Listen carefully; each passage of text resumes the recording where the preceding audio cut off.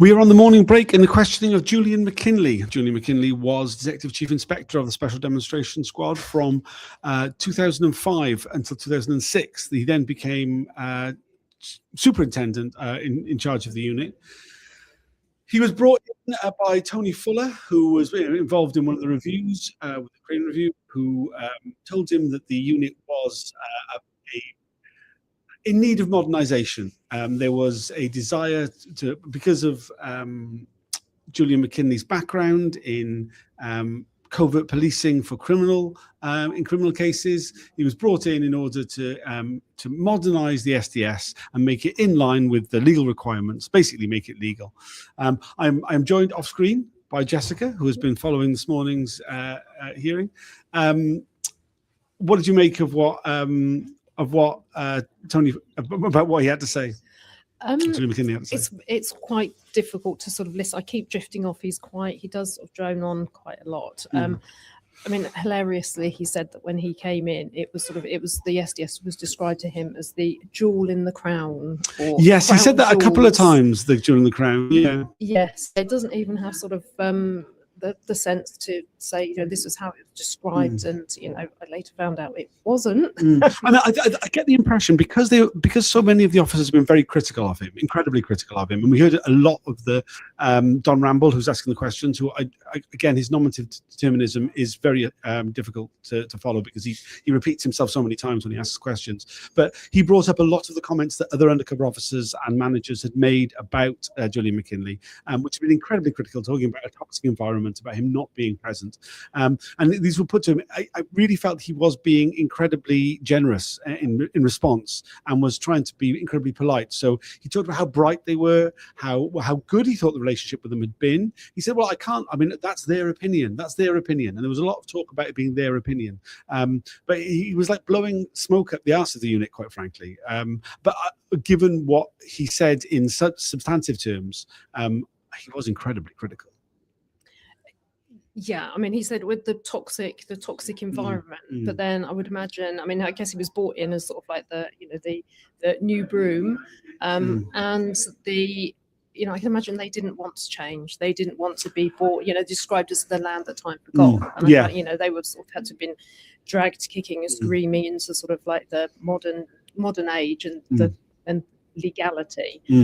So I can imagine, I mean, when you've got sort of like psychopaths like Rob Hastings, and to try and get anything. We've seen what he was, what he was like, and I can imagine sort of him, and all of them kicking back against any kind of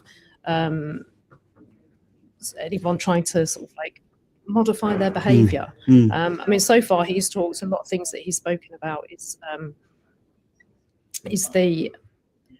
it's about collateral intrusion and stuff. He has. Yeah. It seems noticeably that they haven't mentioned anything yet about relationships, and that it's about the intelligence and the collateral intrusion. Yeah, I mean, I think in many ways it feels like the person who is who's like most talked about really here, and has not been is not present, is Frankie Flood, and he brings in Frankie Flood right from the very beginning, and we get this.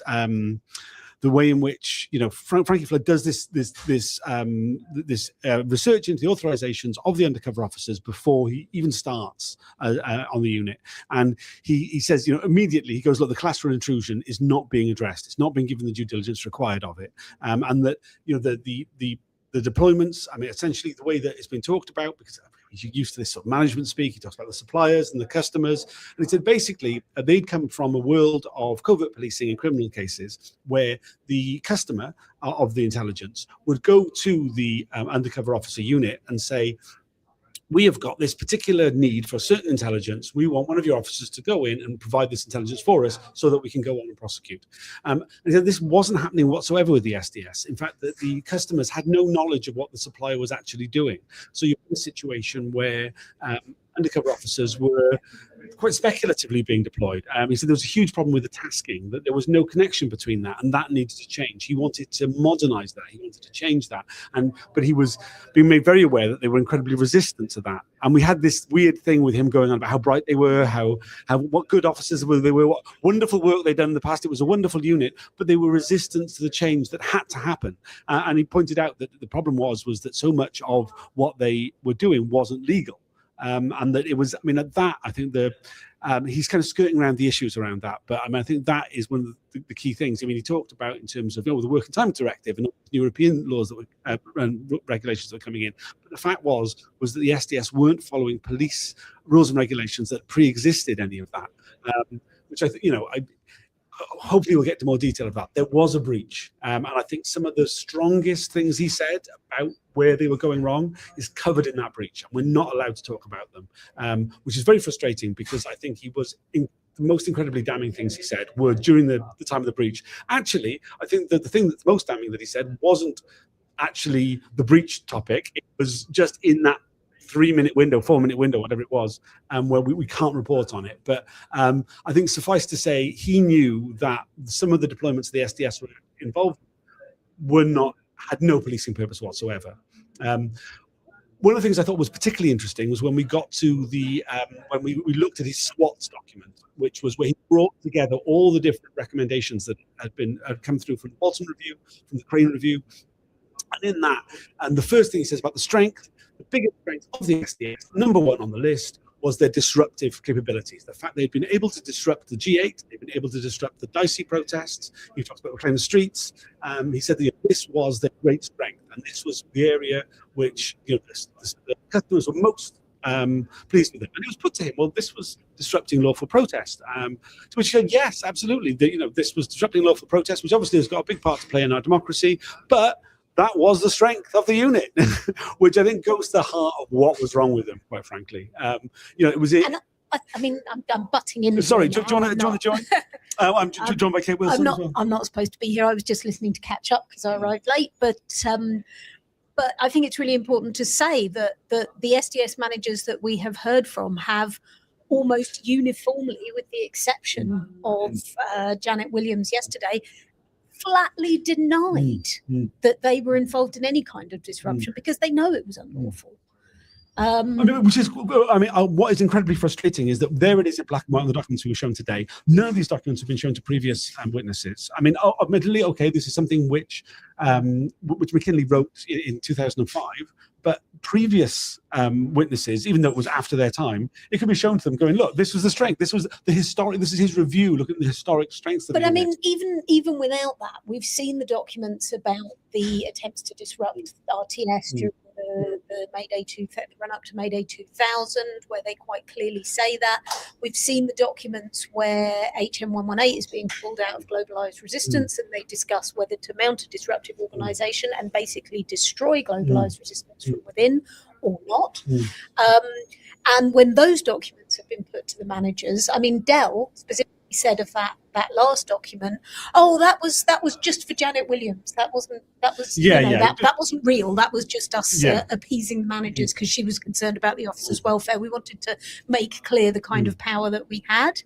And then he was asked whether they actually did have that power, and he just kind of mumbled into his beard. I'm really aware of the time, and we're going to have to go back in a minute. The other big area that he talked about this morning, which I think was of great interest, was where he talked about the filtering and the fact that that there was. He said that the problem was cultural, that it was special branch across not just the SDS but all the units did this, that they collected everything, that they hoovered up absolutely everything, and then it was left to the customer to decide what we wanted, what was relevant. And so there was no mechanism that existed for the customer to go, well, we don't want this, and that to be filtered back to the officers. Once again, we're having a senior manager who blames the staff. He says the problem was that the sergeants were incredibly protective of the officers, which he pays tribute to them for, but they were not asking questions. not. They were not acting as any form of filter. And so what was required was, I mean, something we talked about the other day, was what was required was for the officer to be able to offload, to give all the information, and the sergeant to go, okay, well, this information where your target group has come into contact with another protest group which is acting entirely lawfully, where there's no requirement for intelligence, that stuff needs to be struck off, not recorded, not included, not siloed, none of that stuff, just not recorded whatsoever. And that was what would happen in a criminal setting, and they needed to do that. And I mean, I think this brings us back to, I mean, he made a distinction between information and intelligence. He talked about whether there was the officers were just collecting information, and he said, you and I bump into each other in the street, that's information. It's not intelligence unless we're doing something criminal. And he said that distinction should have been made. I think it's important to say, from like a real person point of view, a police officer, and I talked about this yesterday, a police officer attending somebody's family funeral, a police officer going and having dinner with my mum and dad is collateral intrusion, whether or not they write it down. But what he's talking about is that they didn't even have that filter of not writing down the collateral intrusion that they were involved in. We'll go back. We will be continuing to cover this. There's a lot to be said. He is a witness who is giving a lot of information. That has resulted in one breach. I'm sure there will be more today. Please follow if you're able to. Jessica, anything else you'd like to add? No. No worries.